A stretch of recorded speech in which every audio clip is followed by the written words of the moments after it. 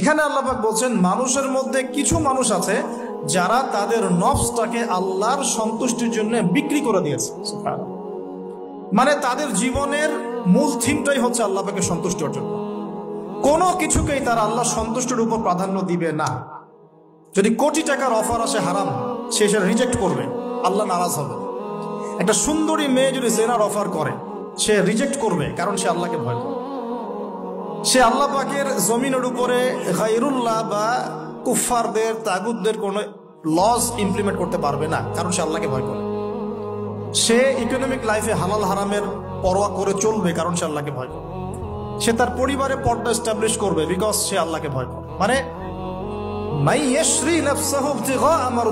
আল্লাহ পাকের সন্তুষ্টির জন্য নিজের নফসটাকে, জান মাল সবকিছুকে বিলিয়ে দিয়েছে। এই মানুষগুলোর সম্পর্কে আল্লাহ বলছেন ওয়াল্লাহু রাউফুম বিল ইবাদ। এই মানুষগুলোর প্রতি আল্লাহ পাক রাউফ হবেন, কোমল নরম সফট হয়ে যান। সুবহানাল্লাহ।